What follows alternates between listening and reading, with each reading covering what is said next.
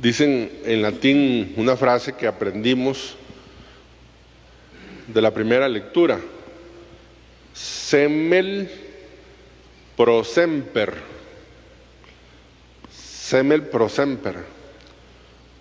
Eso significa una vez y para siempre. Escuchamos el texto de la carta a los Hebreos, un texto que es muy criticado por los cristianos que no son católicos, o más bien, un texto que utilizan los hermanos cristianos que no son católicos para criticar la Santa Eucaristía. Pablo, o el escritor de la carta a los Hebreos, expone y hace una comparación entre la eficacia del sacrificio que hacían los sacerdotes y la eficacia del sacrificio de Cristo. ¿Qué hacían los sacerdotes? Tenían que estar ofreciendo sacrificios por los pecados de la gente, y no solo de la gente, sino de ellos mismos, como hemos visto también en otro texto en estos días. Entonces, si una persona cargada de pecados venía y traía el cabrito para el sacrificio, el sacerdote hacía el sacrificio, y si esa persona luego volvía otra vez, venía y hacía el sacrificio, y entonces tenía que estar repitiendo constantemente el sacrificio. Entonces, los que son cristianos y no son católicos dicen que ahí ven un reflejo de lo que sucede en la misa. Sacerdotes celebrando una misa y otra misa y otra misa y otra misa. Bueno, con una ignorancia grande, porque a diferencia del sacrificio del Antiguo Testamento, donde cada víctima era diferente, a diferencia del sacrificio del Antiguo Testamento, donde se repetían los sacrificios, la misa tiene una misma víctima y una única víctima, que es Cristo. Semel pro semper, una vez y para siempre. Cuando yo vengo a la Santísima Eucaristía, vengo a ofrecer el sacrificio de Cristo. No vengo a ofrecer a Cristo nuevamente, sino que vengo a ofrecer, a actualizar en este momento, para este hoy, para nuestra parroquia, para esta circunstancia, el único sacrificio que Cristo ha hecho y que fue perfecto. Dice lindísimo, dice que los sacerdotes están de pie, pero Cristo hizo el sacrificio y ahora está sentado a la derecha del Padre. Es decir, ya el sacrificio cumplió el objetivo en cada uno de nosotros. Qué belleza, a mí, digamos, masticando este texto, pensar en la Eucaristía. Qué gran don, qué gran regalo.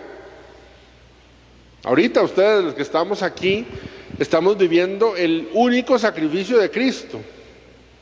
La diferencia es, como dice San Agustín, que no es cruel el sacrificio que estamos viendo nosotros, es incruento. Es decir, el sacrificio que sucedió en el Gólgota, se oían los gritos de las personas, seguramente la sangre de Cristo derramada pegando allí en las piedras, seguramente los gritos de desesperación de algunos seguidores, del enojo de otros.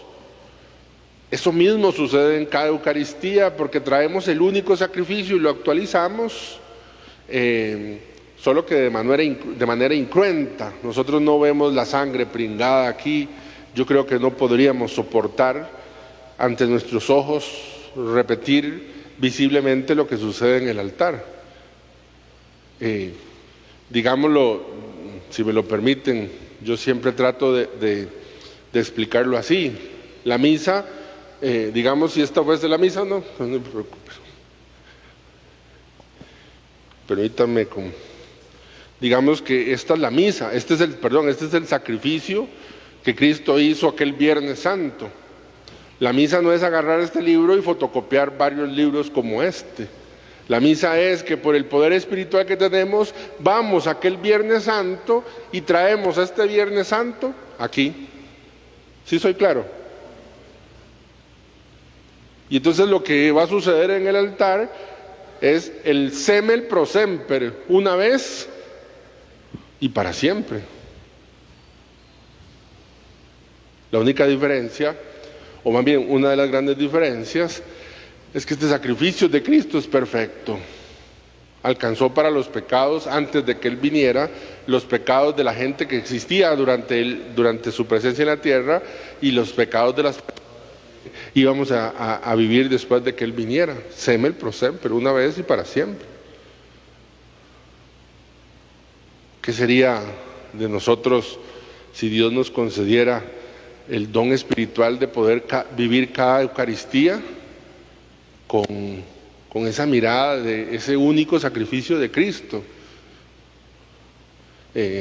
Por eso yo entiendo a los santos, digamos, San Felipe Neri cuando celebraba la misa, ¿verdad?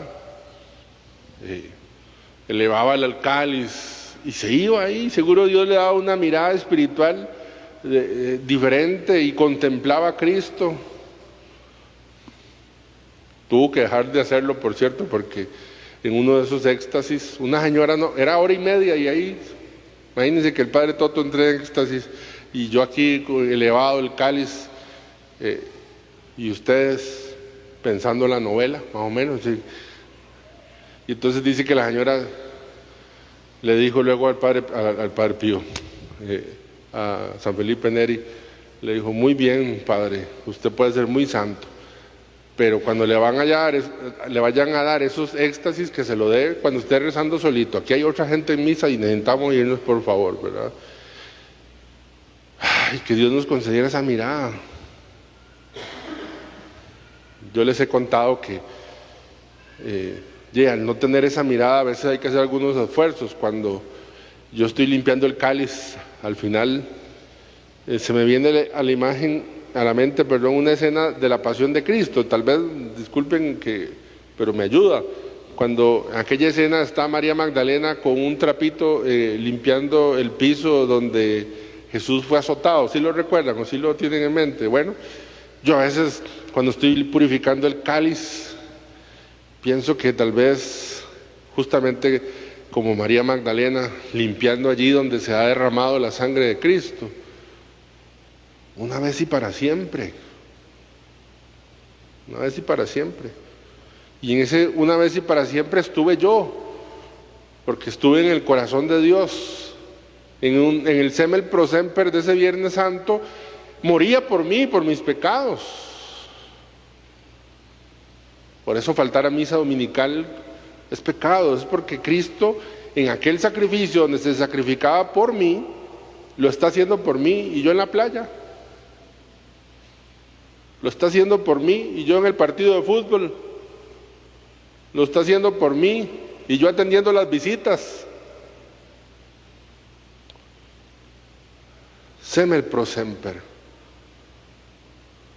Tiene que ser incruento, porque imagínense lo que sería limpiar toda la sangre que se derrama en cada Eucaristía, si se actualiza, si se trae, se hace actual. Es que actualizar hasta eso Cuando dice que se me actualizó el teléfono, significa que al teléfono se le descargó algo que no tenía. No, actualizar es traerlo actual, traerlo aquí también. Semel pro semper, es la Eucaristía. Cuánta riqueza, santísimo, en la palabra de Dios. Y lo otro que quería yo resaltar, de la parábola, Jesús mismo la explica, pero a mí me llama la atención en la parte, hoy quiero resaltar en la parte que dice que la semilla cayó, pero no echó raíces, no echó raíces. Y dice que es la gente que escucha la palabra de Dios con gozo, hasta se emociona, pero no echó raíces, no echó raíces. Hasta Jesús explica, es inconstante, pero no echó raíces. Qué importantes son las raíces. Creo que cualquiera de nosotros, sin ser un botánico, sin ser un estudioso, un agrónomo, entenderá que en las raíces está la vida de las plantas. Que sin las raíces que entre en contacto con el nutriente, la planta va a morir. Y que a veces, incluso tal vez, las raíces, la muerte no es inmediata.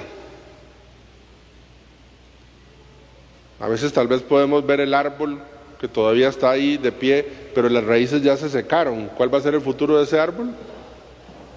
Morir.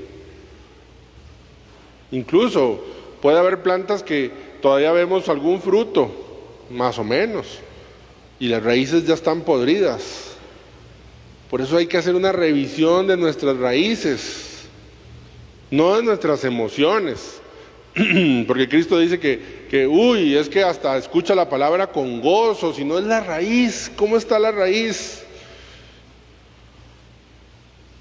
Si la raíz está bien, el árbol se va a sostener y dará fruto en su momento. Pero si las raíces no están bien, ese árbol morirá. ¿Cuánto cuidas vos las raíces? ¿Cuántos atención pones a las raíces de tus seres queridos, de tus hijos, de tu matrimonio, de tu soltería, de tu viudez? Las raíces, ¿qué es lo que va a sostener? ¿Verdad? ¿Qué es lo que va a sostener? ¿Han visto los bonsai?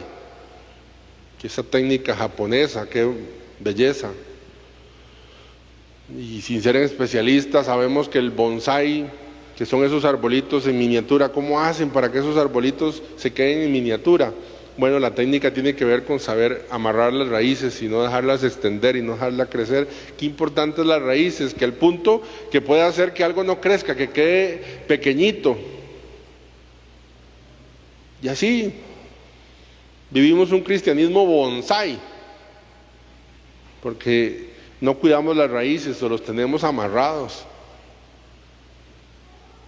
Yo soy cristiano de aquí a aquí, soy cristiano de esta puerta a esta puerta, pero cuando salgo, pues, no.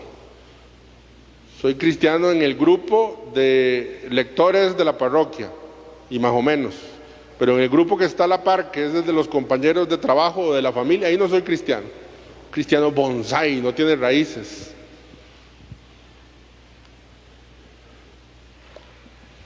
Y para unir lo que estoy diciendo, la Eucaristía viene a cuidar, a sanar las raíces.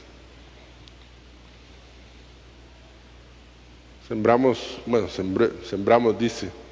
César sembró ahí unas matas y estaba viendo el otro día que las raíces se están volviendo porosas. Le pregunté a un señor ahí, me dice, hay que echarle algo, un fertilizante ahí, que fortalezca las raíces. ¿Tienen mal usted las raíces? Aquí está la sangre de Cristo, ¿qué más fertilizante? Siente que sus raíces no son profundas, siente que usted es inconstante porque se emociona y dice, ahora sí voy a rezar, ahora sí voy a estar presente, y después ya no, es problema de las raíces, dice Cristo. Aquí está la sangre misma de nuestro Dios que fortalece nuestra vida. Qué gran regalo es la Eucaristía, hermanos. Y si de los que están en casa, quizá tal vez puedan hacer un esfuerzo ya para poder acercarse, no dejen de hacer ese esfuerzo de hacerse presente en nuestras Eucaristías. Hay algunas de ellas a las 8 de la mañana los domingos, que viene poca gente, si es que no quieren aglomeraciones. Aún así, los 150 personas que entran en el templo, todavía con buena distancia, así que no descuidemos nuestras raíces. Yo sé que este ya es un gran esfuerzo, pero quizá tal vez podamos dar un pasito más en el seguimiento de Cristo.